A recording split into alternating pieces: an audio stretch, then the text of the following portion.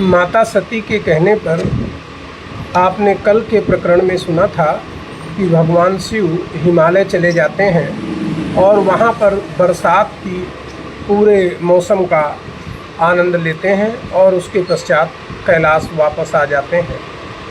तो अब कैलाश पर आकर के वो माता सती को ज्ञान और वैराग्य के बारे में बतलाते हैं। आकर के कैलाश सती वहाँ प्रेम से रहते हैं। आकर के कैलाश शिव सती वहाँ प्रेम से रहते हैं। ज्ञान भक्ति वैराग्य आदि की चर्चाएं नित करते हैं। कैलाश पर भगवान भोलेनाथ और माता सती पहुंच जाते हैं और वहां पर ज्ञान और वैराग्य और भक्ति की चर्चा नित्य करते रहते हैं। आप सुन रहे हैं ज्योतिर्लिंग शिव मठ से शिव महापुराण का पाठ। आज का अध्याय रुद्र संहिता भाग 2 का 23वां अध्याय है। एक दिवस अम्बा ने शिव से कहा, धन्य मैं नाथ हुई, पुण्य बहुत होंगे मेरे जो मैं फिर प्रभु के साथ हुई। पुराने जन्म की बात याद आ जाती है और कहती हैं कि मैं तो सदैव सदैव से आपकी ही पत्नी के रूप में जन्म लेती रही हूँ। मेरा बहुत पुण्य होगा जो मैं आपके साथ फिर से आ गई। मेरा मन है नाथ तत्व चिंतन करना अब चाह रहा, परम तत्व का ज्ञान मुझे दे अंतर मन ये चाह रहा। हे प्रभु, मुझे परम तत्व का ज्ञान बताइए। मेरे मन में बार बार तत्व ज्ञान जानने की इच्छा है। आप जगत के पिता सदा रज तम सत से रहते हैं दूर। मैं हूँ प्रिया आपकी, मुझको तत्व ज्ञान से कर दो पूर्ण। आप तो इस संसार के पिता हैं, सदैव ही तीनों गुणों से रज सत और तम से दूर रहते हैं। मैं आपकी प्रिया हूँ, मैं क्यों ना तत्व ज्ञान से भरपूर हो जाऊँ आपकी कृपा से। वाह कैसा है तत्व ज्ञान जो सबको सुख देता है, माया मोह मिटाता करता मुक्त सुखी होता है। वो कौन सा तत्व ज्ञान है जिसको जानने के बाद सबको सुख प्राप्त होता है, माया मोह मिट जाता है, संसार से मुक्त करता है और मनुष्य सुखी हो जाता है। भगवान शिव कहते हैं, जीवों के उद्धार हेतु तव प्रश्न सती फलदायी है। अमृत कथा सुनाता हूँ जो कथा मोक्षदायी है। परम तत्व विज्ञान वही जिससे मैं ब्रह्म कहता हूँ। ज्ञान प्राप्त होते ही साधक शुद्ध बुद्धि हो जाता है। परम तत्व का ज्ञान मैं तुमसे कहता हूँ, उसे ही ब्रह्म कहा जाता है और जैसे ही प्राणी को ज्ञान होता है उसकी बुद्धि शुद्ध हो जाती है। मेरी भक्ति करके ही सब ज्ञान प्राप्त हो जाता है। भोग मोक्ष भी यही दिलाता, सुख संपत्ति दे जाता है। मेरी भक्ति ही सबसे बड़ा ज्ञान है। यही भोग और मोक्ष को दिलाने वाला और सुख संपत्ति को प्रदान करता है। भक्ति बिना ज्ञान साधक को नहीं प्राप्त हो सकता है। बिना ज्ञान के भक्ति कभी भी साधक ना पा सकता है। भक्ति के बिना कभी किसी को ज्ञान प्राप्त नहीं हो सकता और बिना ज्ञान के कभी किसी को भक्ति प्राप्त नहीं हो सकती। यहाँ पर भोलेनाथ माता सती को बता रहे हैं कि ज्ञान और भक्ति दोनों में कोई फर्क नहीं है। हे देवी मैं सदा भक्त आधीन रहा करता हूँ। भक्ति के दो भेद सगुण निर्गुण मैं तुमसे कहता हूँ। हे देवी सती मैं सदैव भक्तों के अधीन रहता हूँ और भक्ति के मुख्य दो मार्ग हैं, सगुण और निर्गुण। शास्त्रों से प्रेरित भक्ति जो सहज वही सुंदर होती है। वो भक्ति जो सहज हो, जिसमें कोई इच्छा ना हो, वो सबसे सुंदर भक्ति मानी जाती है। लेकिन यदि किसी कामना की पूर्ति के लिए कोई भक्ति करता है तो वो भक्ति कहलाती है, परंतु निम्न कोटि की। किंतु कामना पूर्ण हेतु जो भक्ति निम्न होती है। अब मैं तुम्हें सगुण और निर्गुण भक्ति के भेद बतलाता हूँ। 9 भेद सगुण के और 9 ही भेद निर्गुण भक्ति के होते हैं। सगुण भक्ति अरु निर्गुण के अब भेद तुम्हें बतलाता हूँ।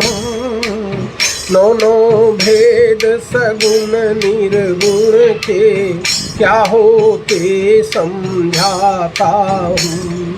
भक्ति के 9 तरीके क्या हैं जिनसे भक्ति को प्राप्त किया जा सकता है। सर्वप्रथम भगवान की कथा को सुनना, श्रवण। दूसरी उसका कीर्तन करना, यानी उच्चारण के साथ उसको बोलना। और तीसरा मन ही मन उसका स्मरण करना। चौथा जो भक्ति में बताया जाए उसे करना। पांचवा दास्य भाव, यानी भगवान के प्रति समर्पण। और फिर अर्चना करना, फिर बंदन, और फिर सखा भाव, और फिर आत्मसमर्पण। यही 9 भेद हैं भक्ति के। श्रवण कीर्तन और स्मरण जो मेरा ही करते हैं। सेवन दास भाव से मेरा अर्चन बंदन करते हैं। सखा भाव और आत्म समर्पण जो साधक कर लेता है, ऐसा साधक सदा सर्वदा शिव में ही होता है।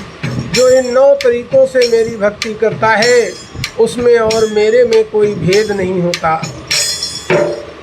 स्थिर होकर बैठे साधक तन मन को एकाग्र करे। मेरी कथा और कीर्तन को जो प्रतिदिन सुनता है।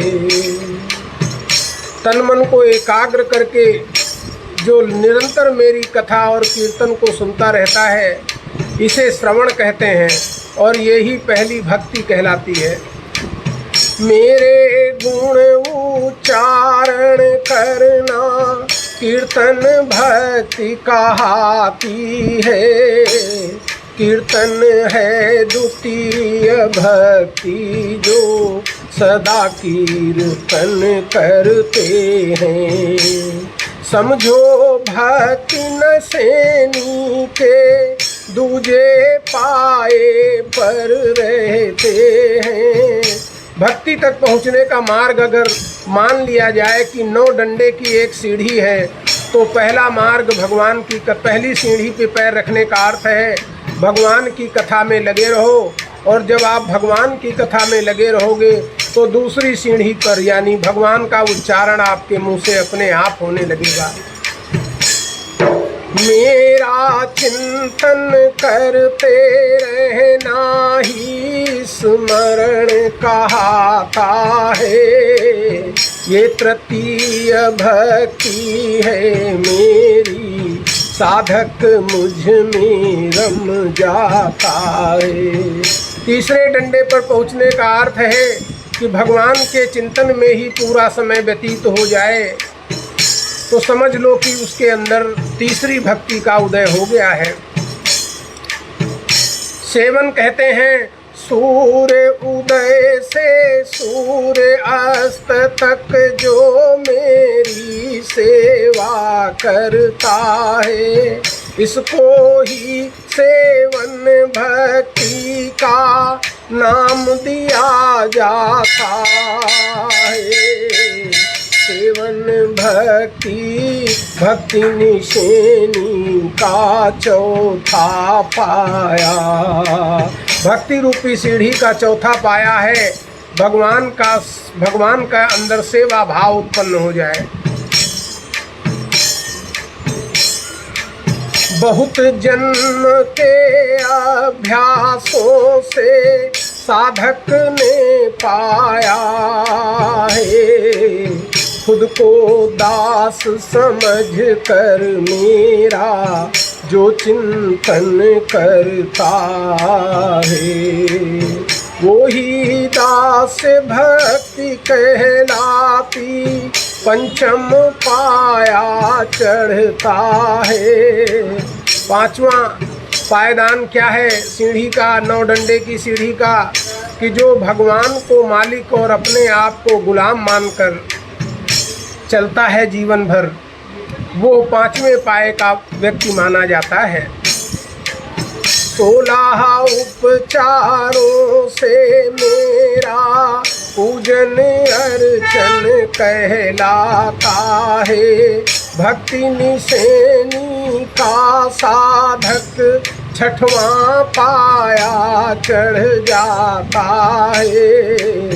जो भक्त भगवान शिव की यानी 16 उपचारों से पूजा करते हैं वो छठे स्थान के साधक माने जाते हैं।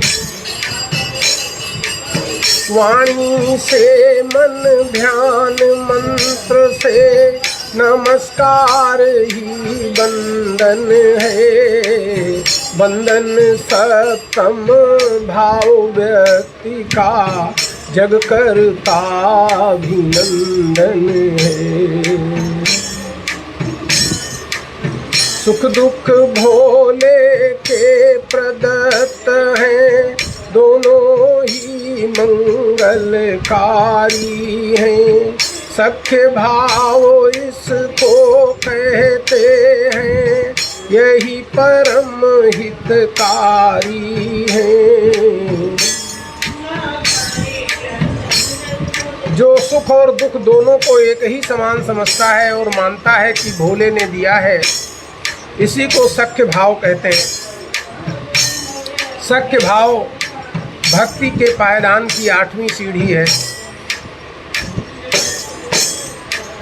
सख्य भाव ही भक्ति निशेनी का स्तम पाया है, और यहाँ तक चढ़कर बिरला ही साधक आया है। जो सारी निज वस्तु सदा ही मुझे समर्पित करता है, सब भोले का मान सदा जो उसमें ही रमता है। आत्मसक्त आत्मसमर्पण भक्ति सहज ही ऐसा साधक पा लेता है, और नवी भक्ति पाकर वो सहज मोक्ष को पा लेता है। भक्ति के नव अंग भोग अरु मोक्ष प्रदान कराते हैं, भक्ति करके साधक निश्चित मुझको ही पा जाते हैं। ज्ञान और सदा मेरी भक्ति की संतानी। मुझको ये दोनों भाते हैं, सारा जग ये भी जानी। तीन लोक अरु चतुर्युगी में भक्ति ही फलदाता है। भक्ति करके तो प्राणी सीधे मुझको पा जाता है। देवी तेरी भक्ति से ही तो मैं आज तुम्हारा हूँ। मेरी कमजोरी भक्ति है, भक्ति से मैं हारा हूँ। भगवान भोलेनाथ अपनी कमजोरी भी बता देते हैं माता सती को और कहते हैं कि मैं भक्ति से हार जाता हूँ। भक्त सदैव मेरी भक्ति करके ही मेरे बस में रहते हैं और मैं भी उनको हाथ जोड़कर उनमें ही मिल जाता हूँ। भक्त सदा मेरी भक्ति कर मुझको वश में करते हैं। मैं भी उनको हाथ जोड़ कर उनमें ही मिल जाता हूँ। ये सारा संसार जानता है कि मैं सदैव भक्तों के अधीन रहता हूँ। राम और रावण में मैं कोई भेद नहीं करता।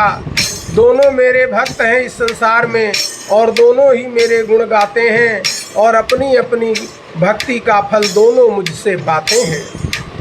यह संसार जानता है मैं भक्तों के अधीन सदा। राम और रावण में भी मैं बिल्कुल भेद नहीं करता।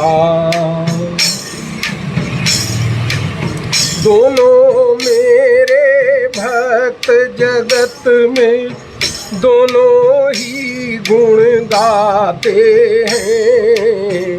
अपनी अपनी भक्ति का फल दोनों मुझसे पाते हैं। आगे बताते हुए कहते हैं, मैंने कभी देवता और राक्षसों में भी भेद नहीं माना। जो भी मेरा भक्त हुआ मैंने उसको हरदम अपना माना है। मैंने कभी देव दानव में किंचित भेद नहीं माना। जो भी मेरा भक्त उसे मैंने हरदम अपना माना। इसीलिए देवी भक्ति जग में सर्वश्रेष्ठ होती है। बिना भक्ति के ज्ञान और वैराग्य प्रकट ना होती है। इसीलिए हे देवी, भक्ति ही संसार में सर्वश्रेष्ठ है। बिना भक्ति के ना ही ज्ञान प्राप्त होता है ना ही वैराग्य। ज्ञान और वैराग्य भक्ति की ही दोनों संतानी हैं। बिना भक्ति के ज्ञान और वैराग्य सदा मन मानी है। ज्ञान और वैराग्य दोनों ही भक्ति के पुत्र हैं और बिना भक्ति के ना ही ज्ञान प्राप्त हो सकता है ना ही वैराग्य। भक्त हृदय में स्वतः ज्ञान वैराग्य प्रकट हो जाता है। तत्व ज्ञान है यही भक्ति, इसमें ही सब कुछ आता है। सबसे बड़ा तत्व ज्ञान भक्ति है, इसमें ही सब कुछ आ जाता है। भगवान शिव की बातें जब सती ने सुनी तो उनका मन शीतल हो गया। सुनकर शिव की बात सती का मन शीतल हो जाता है। शिव का भक्ति निरूपण अम्बा को अतिशय भाता है। शास्त्रों की महिमा से मैंने आपको ये सुनाया है। यहाँ पर भगवान देवेश्वर की महिमा का वर्णन गाया गया है। शास्त्रों की महिमा का गायन शिव ने सती सुनाया है। तंत्र यंत्र देवेश्वर की महिमा का वर्णन गाया है। स्त्री पुत्र धर्म की महिमा का भी वर्णन गाया है। वैदिक ज्योतिष शास्त्र आदि का भी वर्णन गाया है। भगवान शिव ने स्त्री पुत्र के धर्म की महिमा का भी वर्णन शिव पुराण में किया है। ज्योतिष शास्त्र और वैदिक शास्त्र आदि का भी वर्णन भगवान शिव ने किया है। आप सुन रहे हैं ज्योतिर्लिंग शिव मठ से शिव महापुराण का पाठ। आपको ज्ञात ही है कि प्रत्येक दिवस ज्योतिर्लिंग शिव मठ द्वारा आपकी भक्ति बढ़े, सिर्फ इसलिए एक अध्याय शिव पुराण से लेकर आपके सम्मुख आता है। अभी जो अध्याय आपने सुना ये रुद्र संहिता भाग 2 का अध्याय 23 था, जिसमें ज्ञान वैराग्य और भक्ति के बारे में भगवान भोलेनाथ माता सती को समझा रहे हैं कि किस प्रकार भक्ति ही ज्ञान प्रदान करती है और ज्ञान वैराग्य दोनों ही भक्ति की संतानें हैं। ये मुख्य बात, यानी भक्ति ही ब्रह्म है, सर्वश्रेष्ठ उपाय है भगवान शिव की भक्ति। इस अध्याय में आपने इसके 9 भेद भी सुने, भक्ति के जो 9 भेद, श्रवण कीर्तन मनन स्मरण चिंतन आदि। कल के अध्याय में आप सुनेंगे रुद्र संहिता भाग 2 का अध्याय 24, जिसमें भगवान शिव की आज्ञा से सती द्वारा श्री राम की परीक्षा लेने का वर्णन आएगा। तो आप सब लोग फेसबुक पर प्रातःकाल लाइव, सायंकाल यूट्यूब पर आप इसी को देख सकते हैं, और किसी भी समय हमारी वेबसाइट ज्योतिर्लिंगशिवमठ.in पर जाकर भी आप इसे सुन सकते हैं। तो कल तक के लिए हर हर महादेव, जय बम।